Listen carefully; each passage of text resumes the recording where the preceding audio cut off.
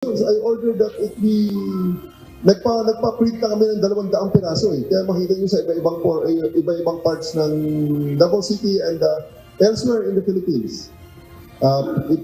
Pinapopost ko na rin sa aming website so that it will be worldwide. Kasi these people has the capability to run away from the Filipinos. Nakakalat na sa iba't ibang lugar sa Davao ang wanted posters na religious leader Apollo Kibuloy at 4 na kapwa-akusado sa kasong child and sexual abuse at human trafficking.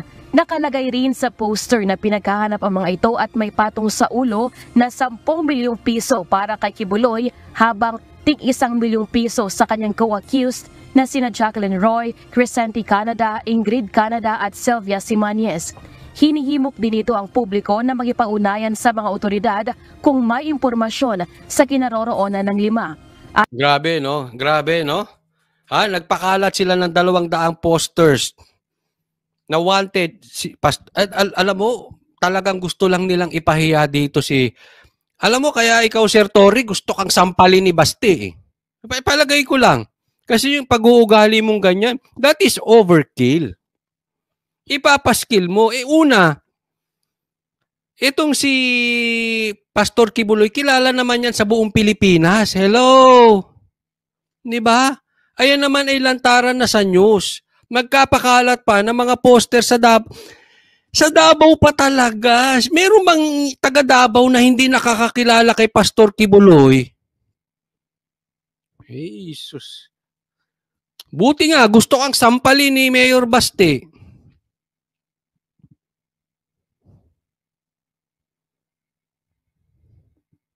Ewan ko to, itong tao na ito, bakit na atat kayo kay Pastor Kibuloy? Nagpakaala to, talagang ipapahaya. That is overkill. Kasi una, hindi, si Pastor Kibuloy naman ay lilitisin pa yung kaso niya. Ibig sabihin, si Pastor Kibuloy ay hindi pa he is considered innocent until proven guilty. Hindi nililitisin pa lang yung kaso ni Pastor Kibuloy na kino-contest pa ng kanyang abogado. Hindi nga pwedeng tawaging fugitive pa si Pastor Kibuloy eh. Yan ang pinaliwanag na ilang beses ng kanyang abogado. Dahil yung warrant of arrest sa kanya ay kini-question pa ng kanilang abogado at yung proseso nun, ang tinatawag dyan ay due process. Ayan ay nasa batas. At yan ay karapatan ng partido ni Pastor Kibuloy. Pwede nilang gawin niyon. Questionin pa yung hinihinging warrant of arrest sa kanila. Kaya hindi pa pwedeng tawagin ng fugitive si Pastor Kibuloy. Ano bang hindi nyo maintindihan doon? No, kaya overkill eh. Ulitin ko, an accused is considered innocent until proven guilty. Ang akusado ay inosente hanggat mapatunayan ni Boying, hanggat mapatunayan ni Torre, hanggang mapatunayan ni Abalos, hanggang mapatunayan ni Marcos. Oh, 'di ba? Anong sabi? Ang akusado ay inosente hanggat mapatunayan ng korte. Hindi ni Torre. Ibig sabihin, inosente pa. Inosente pa si Pastor Kibuloy. Nauunawaan nyo?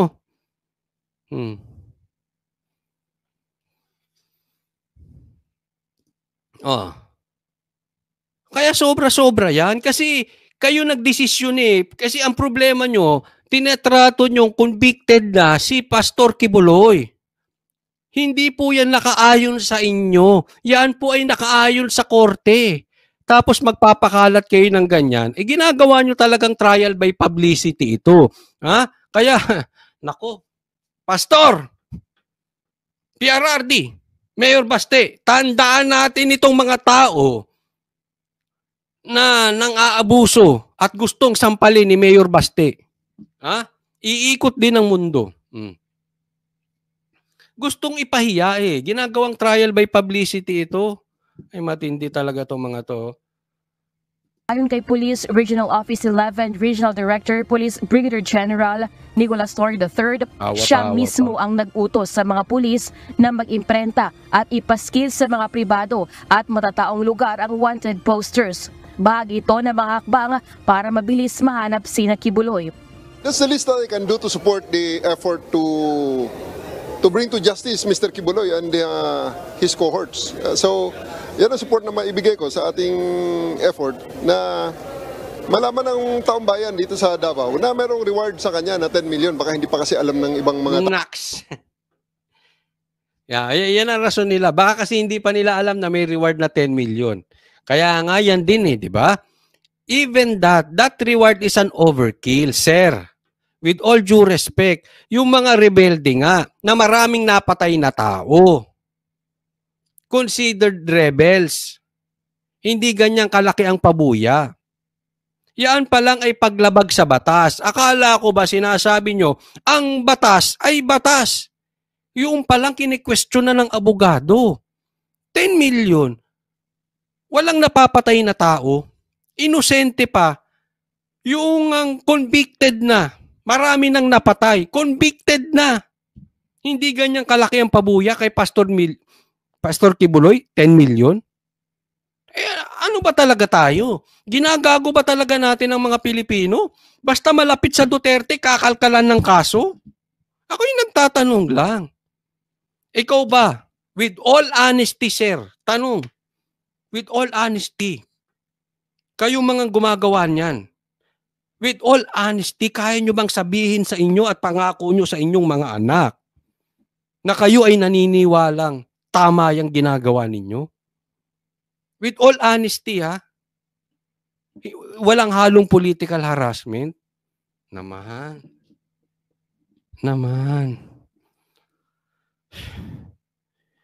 tao eh. Kailangan din natin kasi talagang ipaalam sa mga tao na may warrant. So, the warrant should be served. The ends of justice should be met. Kinumpirma rin ni General Torre na naibigay na nila ang 1 milyong pisong pabuya sa informant na nagturo sa Sure kayo, sir, kinaroroonan ni Pauline Sure Canada kayo, na naaresto noong 2 linggo ng Hulyo. Sure kayo, Sure kayo na naibigay. Ako yun nagtatanong. Siguro naman, hindi kayo diktador. Diktador ba kayo, sir? Hindi naman kayo diktador. Tatanong lang, sure bang naibigay yung 1 milyon? Anyway, yun na inaano nila naibigay na. At para mahuli pa ulit. Good luck sa inyo. Good luck sa inyo. Isipin mo, isang mama, isang pastor, na ang daming pinapakain, ang daming binihisan, ang daming pinag-aral.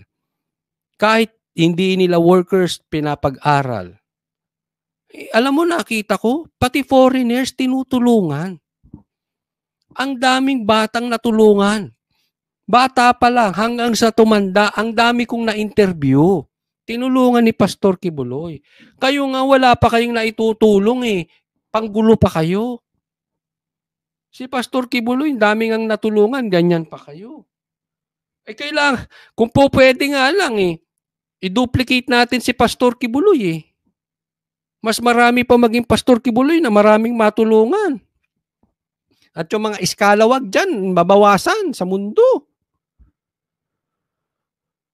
Kailangan natin alam mo yung tinutulong, makinig po kayong mabuti. Yung mga tinutulong ni Pastor Kibuloy ay hindi abuloy. Yung tinutulong ni Pastor Kibuloy ay hindi ayuda. Yung bibigyan ka ng isang kilong bigas at delata. Hindi po ganoon, hindi abuloy. Ang tinutulong ni Pastor Kibuloy, lahat simula pagkabata, lahat ng gastusin, kahit pananamit. Pag nagkaanak pa, sagutin din nila. Pinapaaral. Ano ba naman kayo? Tapos iboboto ninyo, binigyan lang kayo 1 kilong bigas. Kung hindi ba naman katarantaduhan yung ito ay totoong tumutulong sa taong bayan. Napatunayan namin yan, Alam mo, pagka merong nakapasok na bago sa simbahan ni Pastor Kibuloy, may nakapasok na mga tao na dati hindi miyembro or magkaroon ng makasalumuha, sasabihin nyo, totoo yung sinasabi ni Coach Oli. Ang babait ng tao dyan. Ang babait. Tingnan mo, bakit mabait? Kasi yung leader may maayos eh. Tingnan mo na lang, bakit yung ibang pulis natin ngayon fake news? Kasi yung itaas nila fake news din eh. Follow the leader po yan. Alam ko someday yung iba sa inyo mapapatunayan na yung sinasabi ko ay totoo patungkol dyan sa KOJC. Kasi nakita namin, na-experience namin eh. Oh, di ba? Tingnan mo na lang. Wala po sanang tamaan dito. Yung tatay na adik, chances are adik din ang anak.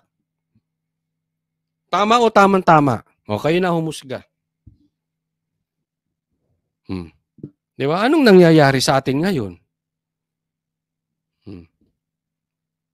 Tawagan din ito sa kampo ni Kibuloy na isuko na lamang ang religious leader at harapin ang kanyang kaso. Ito ay isang legal na utos ng korte. Okay? There's always, walang question din dapat sa warrant of arrest na yan eh. Anong gusto nila? Rule of law man kaya ang gusto nila? The rule of law says, ito may warrant, may utos ang isang judge. Dalhin nyo sa akin. Hindi, teka muna, may batas ay batas. Yung estate tax nga eh. Hindi pa bayad. Di ba? O nga naman. Kung hindi nyo mahuli, ba't nyo ipapahiya? Ha? Overkill. Sir, ilang beses na po napaliwanag ng abogado yan. Di ba? Ngayon pa lang naipaliwanag ko na hindi nyo maintindihan eh. Ako may tanong lang. Tanong ko lang sa inyo mga sir. Kaya nyo bang sabihin sa inyo, halimbawa lang, kaya nyo sabihin sa sarili ninyo, with all honesty, kung si Pastor Kibuloy ay sip-sip kay Marcos ngayon, dinadanas ba ni Pastor Kibuloy yung pinagdadanasan niya ngayon? Kayo na sumagot sa konsensya nyo. Kung si Pastor Kibuloy kaaway ng mga Duterte, kinahaharap niya ba ngayon yung nangyayari sa kanya? Kayo nang sumagot. Sagutin nyo yung konsensya nyo. Ang tao na to. Sinubukan naming hinga ng payag ang panig ni Kibuloy, ngunit hindi pa ito tumutugon sa aming mensahe.